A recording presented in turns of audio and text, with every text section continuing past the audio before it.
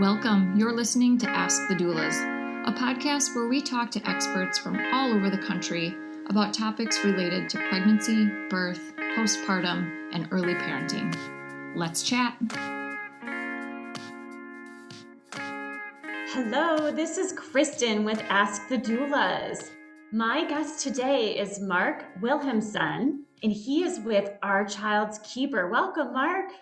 Hey, thank you so much. I appreciate it. So happy to have you here. So you are not only an author of a new book titled Emergency. This book will save your child's life, but you're also a certified infant, child, and adult CPR, AED, and first aid instructor and water safety ambassador through the American Red Cross. Yes. So tell us a bit about how you got into this line of work. I know you have a different career prior to getting into CPR and first aid. Yeah, I mean, talk about totally different. So I was a trial investigator in New York City. So I would basically, if there was a crane fell in Manhattan or there was a construction accident, I would take the team and basically we would go in and figure out, who's liable for what. If there were injuries, are they substantiated or, is the plaintiff, lying and that type of thing. So we would do a ton of research on them and find witnesses and everything else. And So those would be cases in civil, supreme, and federal court, which actually that skill set came in handy for what was about to happen with my 2-year-old son. If you want me to go into that, I could. So it was just like, any other morning. At the time, we had just had a pretty new baby girl. So that was our fourth, but she was up sleeping. And my wife is a nurse and she came back super late as usual from her crazy shifts as a nurse. And so she was sleeping at the time. And so Marcus had just turned 2 years old and I was just cutting up some, fresh fruit for him for breakfast. And, I was sitting right across from him, watching him while he was eating. And all of a sudden, everything just sort of stopped. He kind of froze and I just stared at him and knew something was wrong and didn't know what. And, time stands still. Things just kind of stop. And then, of course, that quickly switches over to him sort of almost telepathically communicating like, save me, something's wrong. And that's when I figured, that he's got to be choking. But the thing is, embarrassingly enough, I had no clue what to do. I mean, I froze just like he did. What ended up happening was luck saved him. So he was actually able to eventually violently cough it up and I got a second chance. And, it was one of those scenarios where you start crying with gratitude and then that's quickly followed by being embarrassed and then being angry, frankly. Why was it that I had 4 kids and I didn't know something so basic? So that was the embarrassing part. Like, why was this somehow not on my radar? After getting angry like that, I said, well, I sort of vowed to him and my other kids and my wife too, like this is never going to happen again. So I immediately went over and got certified in infant, child, and adult, CPR just by a local instructor. And, we were just having a great conversation about it. And, most of the people in his class, he said were, people who had to be there for their jobs, but the parents that came in, 99.9% of the time, it was because they got caught like I did, basically without these life-saving skills. It freaked them out. And so they did something about it. So that's where my journey sort of began. Wow. So happy to hear your son's all right, but that definitely would alter your career path. And so it's such important work. And you're right, most parents don't have that training, or maybe we took a CPR class years back and we've forgotten choking and everything we've learned. So it's important to keep up on that. I know as doulas, we, keep up with all of our certifications, and it's really important to families that we serve to have those skills. Yeah, and I think what's so important about having a doula too, in my mind at least, is because of that, you're aware of the fact that you need to refresh these skills. You don't rely on the certifications. And the reason I say that is getting certified is not enough.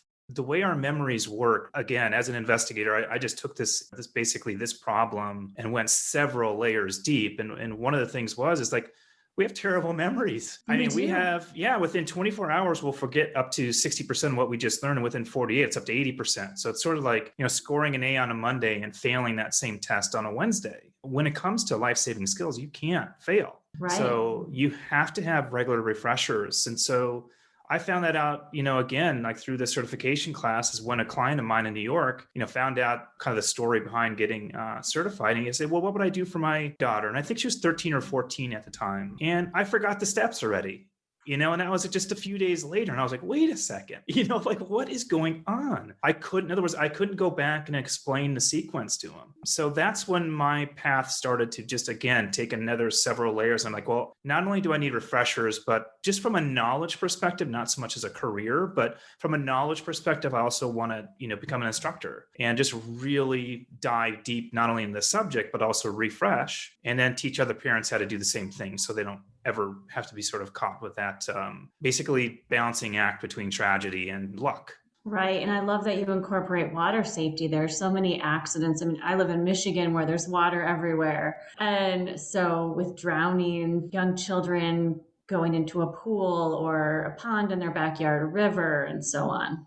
Yeah, and that's one of those amazing things about the class too, is that when I went to go speak with a local swim instructor, she was in her 70s, and so she'd been doing it for like 50 years, and so and the reason why she got into swim safety is because when she was a kid, she almost died of drowning. So she decided to dedicate her life to it. And one of the things that she said to me, which was a few of the reasons I wrote the book, is to really highlight the things that most parents have never heard of before. They're like, wait, what? And one of those things was from her. And she said, if you ever have a scenario where your child, let's say they're starting to walk around and they go missing for a little bit, like you're not sure, they get up early from the nap and you're still sleeping or something like that, and you can't find them. She's like, what parents most of the time do, they'll go check a closet or under the bed. She's like, go check any water source first.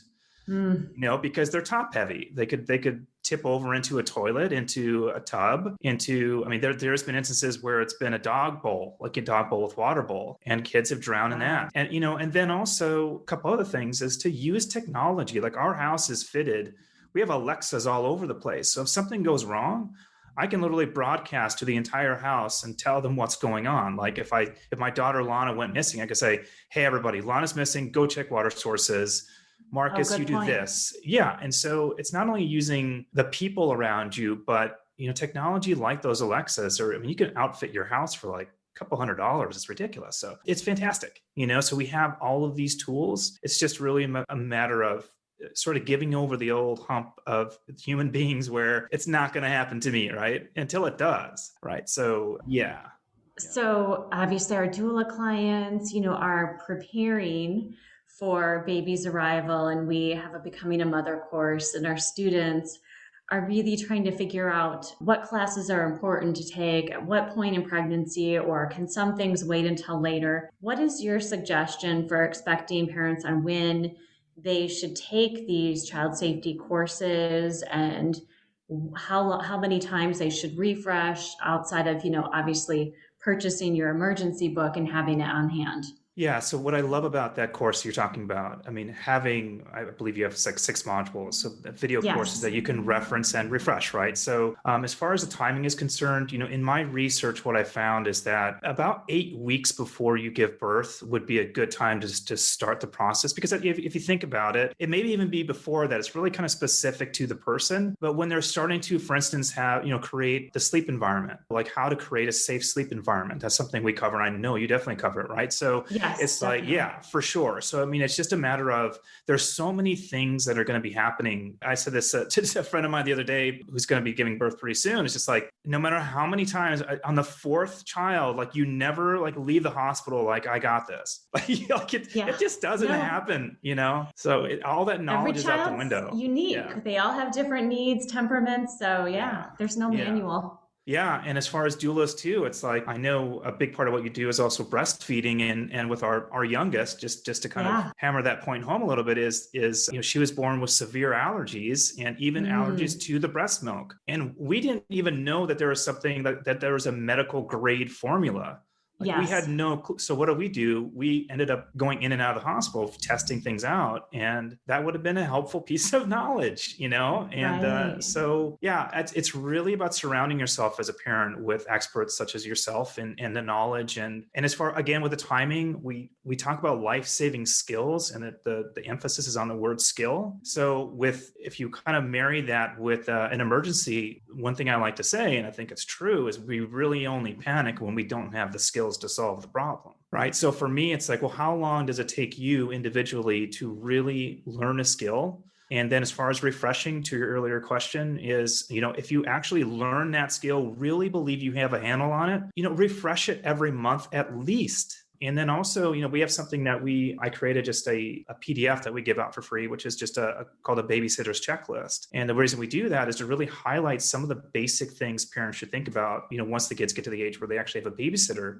Now, a babysitter, you might say, okay, well, I'm not going to do that until the baby is such and such years old, but I'll leave it with my parents. It's a caregiver, right? It's like you're leaving your kids with somebody, regardless of whether or not you know them, very well, or they're your parents. So they basically have to know those same skills that you know in order for you really to have peace of mind to leave the children with them. So the checklist highlights something as simple as know your address. And that might sound really obscure or not exactly an aha, but that tip came from an EMT friend of mine in New York. Okay. It makes and he's sense. like, well, he said, think about it this way. He's like, how many people who go to your house they know how to get there, but they don't know your address. Babysitter wouldn't have that memorized. No. And what's the first thing 911's going to ask you? Where are you calling from? Because 70 to 80% of calls made to 911 are from a cell phone. And of course, if you have a landline in your house, then the 911 dispatcher will know exactly where you are. But most people don't do that. They'll call from their cell phone. So something as simple as know your address. Make sure that they know that address. And also, what we say,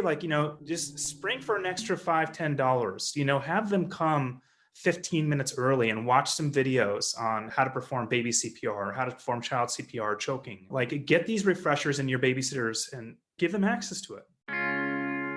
Hey, Alyssa here. I'm just popping in to tell you about our course called Becoming. Becoming a Mother is your guide to a confident pregnancy and birth, all in a convenient 6-week online program. From birth plans to sleep training and everything in between, you'll gain the confidence and skills you need for a smooth transition to motherhood.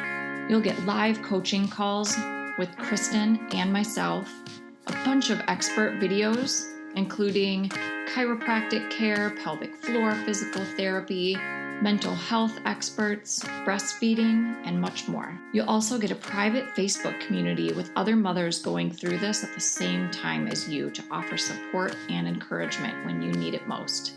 And then, of course, you'll also have direct email access to me and Kristin, in addition to the live coaching calls. If you'd like to learn more about the course, you can email us at info@goldcoastdoulas.com or check it out at thebecomingcourse.com.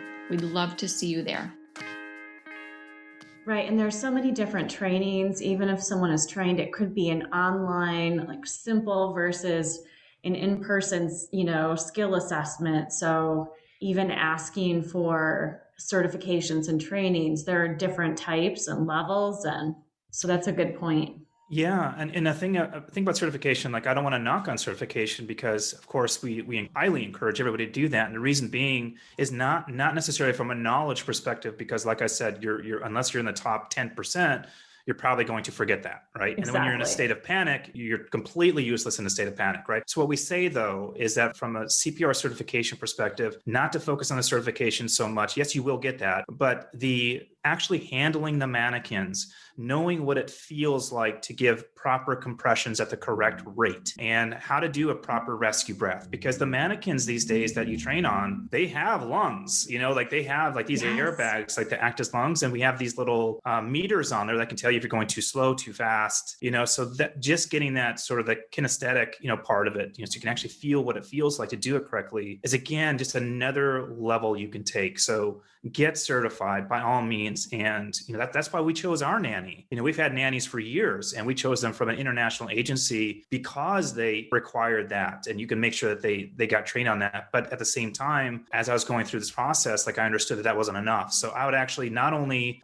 have her, learn from my own videos that I was creating, but also spot check her, and say, hey, Camilla, do you know what do you do in this situation? And then you test her, and if she doesn't know, that's fine. It's human nature. It's like being back in high school. Right. It's you're going to panic a little bit, but the main thing is you're getting it into their heads. Hey, I should go back through this.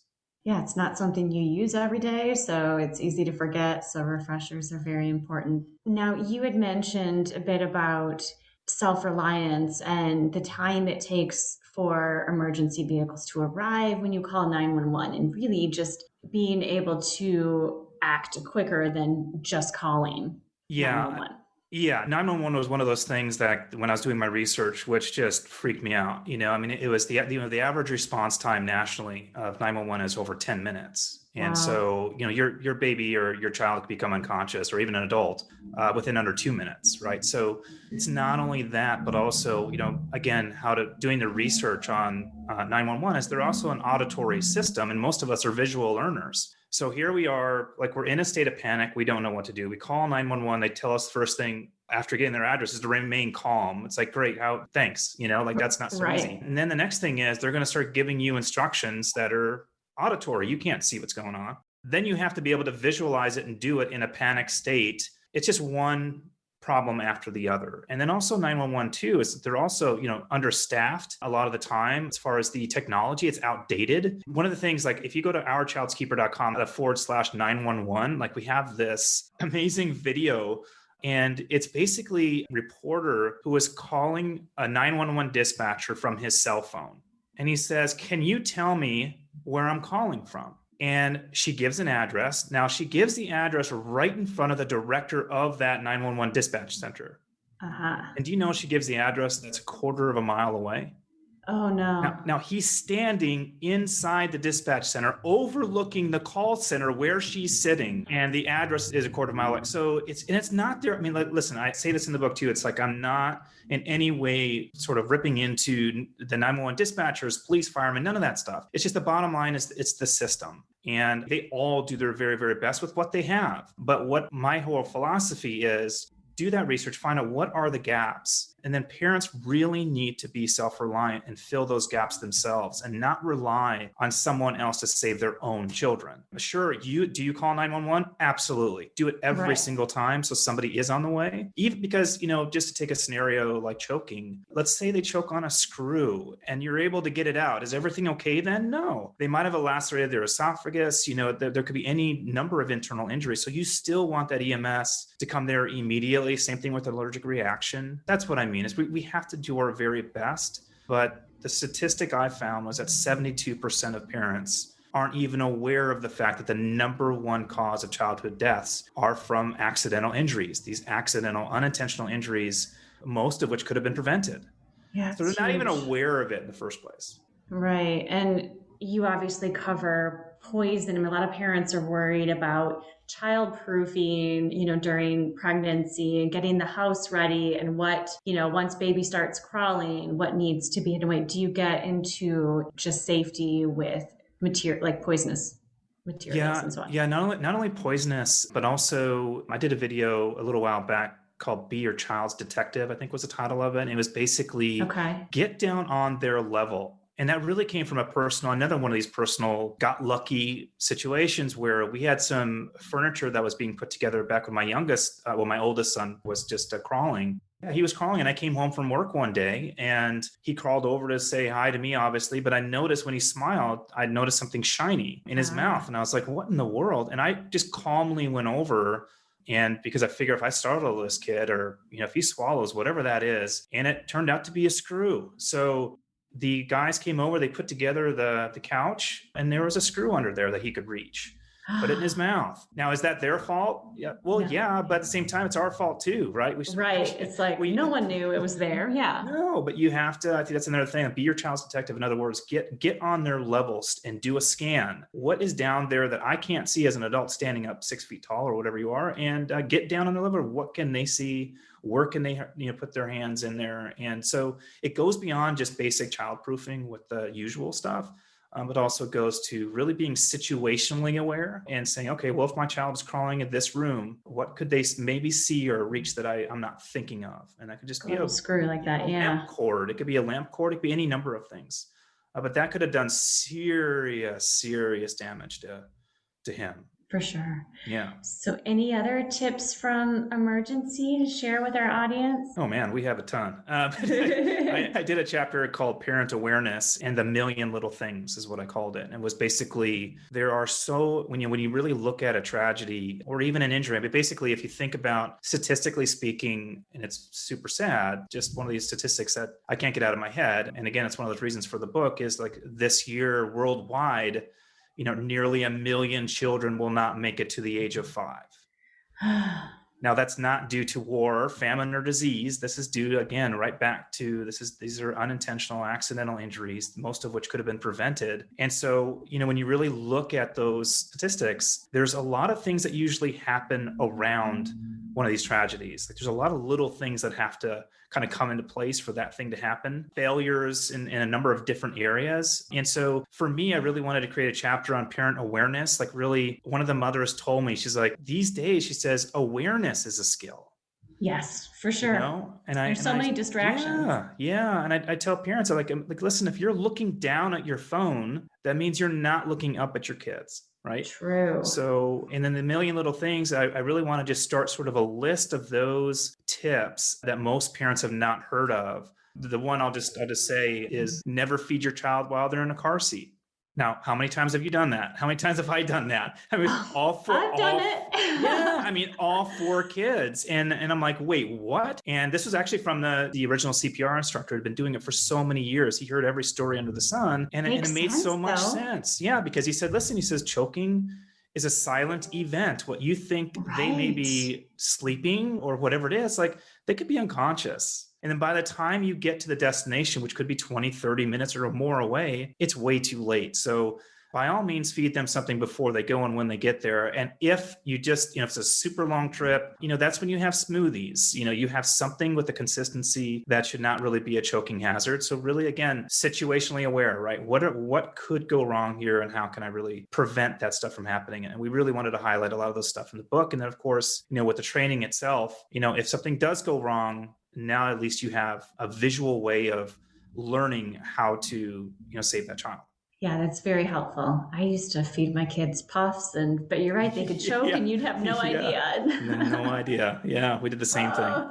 It's amazing kids are alive these days with all the mistakes that we've made in the past, So in summary, it seems like preparation is key. The earlier, the better, but again, refreshing. So if a couple takes a CPR training in their second or third trimester, then they should certainly refresh when, multiple times when baby's crawling, as you said, on some of the poison and hazardous materials and water safety and so on. So, yeah. And that's why we did the book. We did the book plus we did the masterclass. The book really is more of a motivation. I think once they read through just the introduction itself, I mean, that's where I really highlight 911 and all these issues, including, I have one part of the book with which I get a lot of feedback from that says, while everything can be Googled, not everything should be Googled, right? There are some things you shouldn't just go and put into YouTube, how to save a baby from choking or whatever, because you don't know where that information is coming from, who's giving it to you, is it updated? And then most of the time that information is very specific to the title of that video, such as, how to save your baby from choking. That's very specific. A lot of parents aren't aware of the fact that how you save a baby from choking under the age of 1 is entirely different than how you save a baby who's over the age of 1.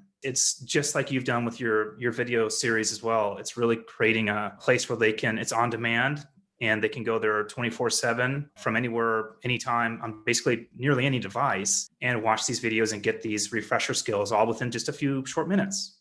So they can go on to Our Child's Keeper to get more information about the masterclass and your modules and some of the handouts that you were referring to, correct, Mark? Yes. And then as far as the book is concerned, they can get it at, Amazon, Barnes & Noble, those types of retailers. But also we've created a separate site for the book. It's a brand new site. It's called emergencythebook.com. And that'll really expand on everything and bring them through not only being able to get the book or an audiobook or ebook version, but also if they wanted to get into the masterclass, they could do that. And then I can also do private coaching as well if they wanted to do, something very specific to their family. I mean, it really goes back to, if they have 3 kids as opposed to 1, what are the ages? What are the challenges that each of those kids, have for their age, and then being ready for those scenarios. And I think the other thing too, just to, wrap that part up, is just to, you also become a valuable member of the community. This isn't just about your kids, right? I mean, you have the ability, you have the skill set, just like with doulas, the information they're going to get from your course, they're going to share. And that could very well potentially not only, have them come into your course as well, but I'm sure there are just tips in there that you have that they share with their, with their friends that could really impact their lives. So, I think what we're both doing is super important. Right. We're with you on avoiding Google. It's like find evidence-based information, go to the correct source versus randomly searching for things. So exactly. Well, I appreciate everything you're doing for families and also for caregivers, like you said, babysitters and doulas and other people, like even, in workplaces, to have this training. You never know whose life you might be able to save. Absolutely. Absolutely. And by the way, I just want to say one more thing about when you say workplace, just one little extra tip is that when you have the skill, and if you're going to become a valuable member of the community, or if you are somebody who has this happen in public, whether it's in a workplace or in a mall or wherever you are, you really have to take the leadership position. Everybody gets very emotional around children and everybody freezes. You'll see this on any number of videos of a child choking in a mall. No one moves, right? And so it's very rare that anybody, moves a finger. But if you become a leader, you know what you're doing. You point to the person. You may not know who they are. Maybe in a workplace you do, but if you're in public, you don't. Right. You point to the person and said, you in the plaid shirt, call 911 and get an AED and come back because I may need your help. Then that person will, okay, now they just got a directive, right? They'll spring into action. But if you don't do that, and you say, hey, somebody help, right? No, you have to really take the leadership position. And so, that's just one last tip. But again, you really only do that.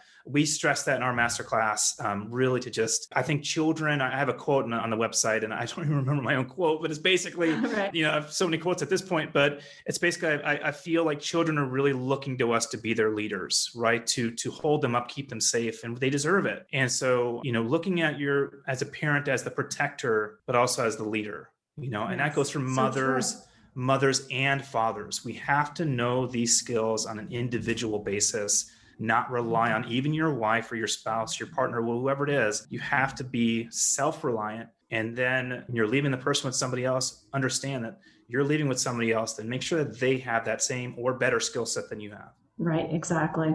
Wonderful tips. Thanks so much, Mark. And I can't wait to share your book and your masterclass information with our clients and our Becoming a Mother students. Well, thank you so much for having me. I really appreciate it.